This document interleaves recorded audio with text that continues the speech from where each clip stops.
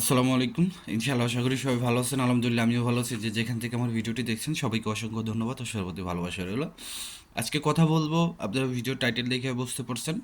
তো আজকে কথা বলবো হচ্ছে যারা আহ, আপনার ইমেলের মাধ্যমে অ্যাপয়েন্টমেন্ট পেয়েছেন তাদের বিষয়ে এবং সাদা পাসপোর্টের বিষয়ে, কারণ এখন এই কথাগুলি সবচেয়ে বেশি ইম্পর্ট্যান্ট।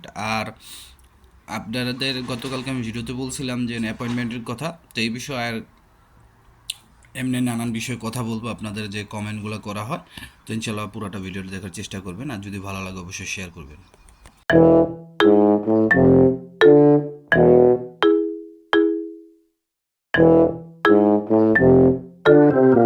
তো সব কিছুর জন্য আলহামদুলিল্লাহ।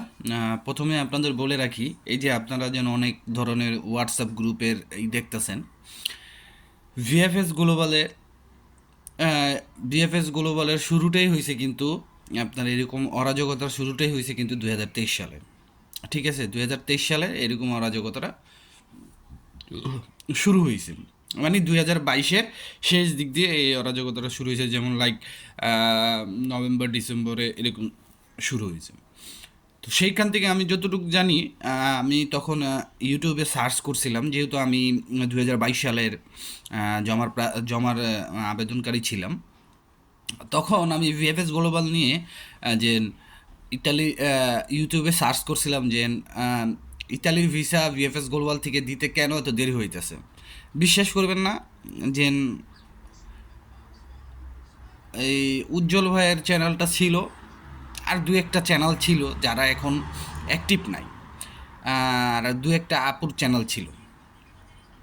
ঠিক আছে, তো তখন থেকে আহ, আমি যখন আমি দেখলাম যে এরকম কোনো ভিডিও নাই, তো আমি ভাবলাম যে আমি আমি নিজে একটা ইউটিউবে ভিডিও পোস্ট করি। আপনারা দেখবেন আমার পিছনের ভিডিওগুলো দেখলে আপনাদের একদমই ভালো লাগবে না। মানে আমি এখনও যেরকম কোনো ভিডিও এডিটিংয়ের ভিতরে নাই, একদম সিম্পলভাবে, তখন আরও সিম্পলভাবে ছিলাম যখন বাংলাদেশে ছিলাম। তো আমি বেসিক্যালি নামাজ পড়ে আইসা, আসলে নামাজ পড়ে আইসা ভিডিওটা করি। তো ভিডিওটা পোস্ট করার পরে আপনার প্রায় ভালোই একটা আপনার সাড়া পাই। তো অনেক কমেন্ট, তখন বুঝলাম যে না, এখানে এইসব ভিডিও করার দরকার আছে, বা আমি যেহেতু আমিও ভুক্তভোগী, আমি মানুষের থেকে অনেক কিছু জানতে পারবো। তো তখন থেকে কিন্তু আমি এই ভিডিও করার পরে আমি ভাবলাম যে সবাইকে একত্র করতে হবে। তো তখনই আমি কি করি, যে একটা হোয়াটসঅ্যাপ গ্রুপ খুলি। এগুলা কিন্তু আগে কেউ করে নাই। আমি রাহিম, আমি বিবেক এগুলা করছি। হয়তো যারা পুরান আছেন তারা জানতে পারবেন। এখন অনেকে বলতে পারেন যে মানে এগুলা চাপা, যারা পুরান আছে তারা অলরেডি ইটালিতে আছে, অনেকে বাংলাদেশে আছে, তাদের জিজ্ঞেস করলে পারেন। এমন কোনো দিন নাই যে গ্রুপে মনে করেন 5,000 6,000 মেসেজ না হইতো, মানে এত মানুষ ছিল। তো সেখান থেকে আস্তে আস্তে ওই গ্রুপ থেকে ভাগাভাগি হয়ে যায় মানুষ। যেরকম গ্রুপের ভিতরে অনেক নিয়মকানুন ছিল, যেখানে আমি অনেককে রিমুভ করে দিতাম, বা অনেকে কিছু বললে সেখানে প্রতিবাদ করা লাগতো, অনেককে অ্যাডমিন দিয়েছিলাম। তো যাই হোক, সেই গ্রুপেই অনেকে ছিল, তো তাদেরকে স্মরণ করলাম। তো এই গ্রুপের ব্যাপারটা এই কারণে বললাম যে না, আপনারা চাইলে সেই গ্রুপগুলোতে অ্যাড থাকতে পারেন, সেখান থেকেও ভালো ইনফরমেশন পাওয়া যায়। তো এখন মেইন কথায় আসি, সেটা হচ্ছে যে ভিএফএস গ্লোবাল থেকে আপনি অ্যাপয়েন্টমেন্ট পেয়েছেন ইমেলের মাধ্যমে, তার মানে আপনার নুলস্থাটা অরিজিনাল, কিন্তু সেই নুলস্থ কিন্তু অরিজিনাল থাকা সত্ত্বেও আপনাদের পাসপোর্ট ফেরত দিয়ে দিতেছে। মোট কথা, স্ক্যানিং কপি বাদে এই পর্যন্ত ভিএফএস গ্লোবালে ওয়ার্ক পারমিট ভিসার জন্য যত পাসপোর্ট আপনারা সাবমিট করছেন, সব পাসপোর্ট ফেরত দিয়ে দিতেছে। এখন গত এলেও আপনারা বলতে পারেন যে ভাই, আমার ইমেলের মাধ্যমে আমি পাসপোর্ট জমা অ্যাপয়েন্টমেন্ট পাইছি, আমার নলস্তা তো অরিজিনাল, তাহলে কেন তারা পাসপোর্ট ফেরত দিল? দেখেন, তারা ভিএফএস গুলো ইটালি এম্বাসি এখন থেকে আর কোনো, মানে এই যে যে ফাইলগুলো জমা হয়েছে এগুলার যাচাই বাছাই তারা নিজেরা করবে না, তারা শুধু ভিসা স্ট্যাম্পিংয়ের কাজটা করবে, এবং যাচাই বাছাইয়ের জন্য তারা ইটালিতে এগুলা যার যার যে শহর থেকে নলস্তাগুলি উঠছে সেই শহরগুলোতে পাঠিয়ে দিবে। আশা করি বুঝতে পারছেন, যার কারণে তারা আপনার নলস্তা অরিজিনাল হয়ে আপনি জমা দিছেন সেটাও তাদের কাছে কোনো ফ্যাক্ট না, বা আপনি শিডিউলে জমা দিয়েছেন সেটাও ফ্যাক্ট না, আপনি যেভাবে হোক জমা দিয়েছেন। তারপরে দ্বিতীয় যে কথাটা হচ্ছে, আম, আমি কখনোই আপনাদের বলতে পারবো না আপনাদের ভিসা পেতে কতদিন সময় লাগতে পারে, কেউই বলতে পারবে না। যদি সে বলতে পারে তাহলে হইলো বড় মনে করেন বাটপার। কতদিন আমি আপনাদের একটা আনুমানিক ধারণা দিতে পারি যে যারা পাচ্ছেন আগামী ৪৫ দিন অথবা ৭৫ দিনের ভিতরে আপনারা একটা সুরাহা পাবেন, আপনারা যারা পাসপোর্ট রিটার্ন আনছেন।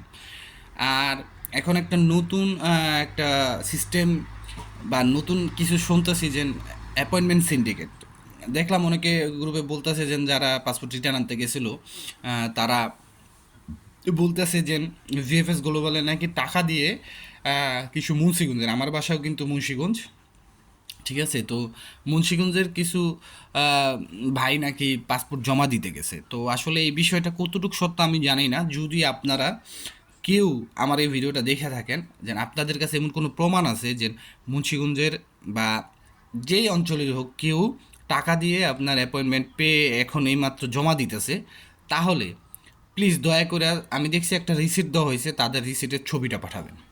কারণ তাদের রিসিটের ভিতরে অন্তত অ্যাটলিস্ট রিসিটটা দেখলে আমি বুঝতে পারুম যে এই রিসিটটা কি আসলে কি জমা দেওয়া কিনা। ঠিক আছে, আমি যেমন দেখলাম গত বৃহস্পতিবারে তারা জমা দিছে প্রায় ৫ জন। আমি শুনলাম একটা ভালো অ্যামাউন্ট নিয়েছে তাদের থেকে। আসলে এই বিষয়টা কতটুকু সত্য আমি জানি না, তাই সবাইকে বলতেছি ভাই ব্রাদার যারা আছেন, এইসব বিষয়ে যতক্ষণ পর্যন্ত ১০০% শিওর না হবে আপনারা কখনই বিশ্বাস করবেন না। হতে পারে তারা ফ্যামিলি ভিসা জমা দিতে আসছে, হতে পারে তারা ট্যুরিস্ট ভিসা জমা দিতে আসছে, ভিজিট ভিসা জমা দিতে আসছে, বিজনেস ভিসা জমা দিতে আসছে, মেডিকেল ভিসার ক্যাটাগরির কোনো অভাব নেই। আমার মনে হয় না ওয়ার্ক ভিসা জমা নেবে তারা। কারণ আপনি দেখেন, ধরলাম আমি এম্বাসিতে বন্ধ করে দিছে, আপনি ধরেন ভিএফএস গ্লোবাল কিন্তু এটা চালু রাখলো, ধরলাম সিন্ডিকেট করে তারা টাকা খায়, এটা যখন এম্বাসিতে পাঠানো হবে তখন কিন্তু সেখানে লেখা থাকে যে না আপনার কত তারিখে জমা, কত তারিখে আপনি করছেন, তখন কি এটা সমস্যা হবে না? অবশ্যই হবে। তো এরকম যদি কারো কাছে অথেন্টিক ভাবে থাকে আমাকে অবশ্যই হোয়াটসঅ্যাপ করবেন অথবা গ্রুপ এখানে পাঠাই দিবেন। আর সর্বশেষ যে কথাটা বলি, অ্যাপয়েন্টমেন্টের কথাটা। আর আরেকটা কথা বলে নিই, কালকে রবিবার প্রচুর পরিমাণ পাসপোর্ট রিটার্ন পাবেন এবং প্রচুর ভিসা পাবেন, মিলাই নিন। অ্যাপয়েন্টমেন্টে যে কথাটা বললাম, আমার যতটুকু মনে হয় এখন যতটুকু বুঝতেছি যে যতক্ষণ পর্যন্ত আপনার পাসপোর্টগুলি ফেরত দেওয়া না শেষ হবে ততক্ষণ পর্যন্ত আপনাদের অ্যাপয়েন্টমেন্টের শুরু হতে নাও পারে। তো যেহেতু আমি এই মাসের ১ তারিখ অথবা ১৫ তারিখ বলছিলাম, আমি সেটাতেই বলবৎ থাকলাম, ঠিক আছে। আশা করি সেখান থেকে আপনাদের একটা কোনো ফলাফল আসবে। তো আজকের মতো এখানে, সবাই ভালো থাকবেন, সুস্থ থাকবেন, সবার জন্য দোয়া রইল। আসসালামু আলাইকুম, আল্লাহ হাফেজ।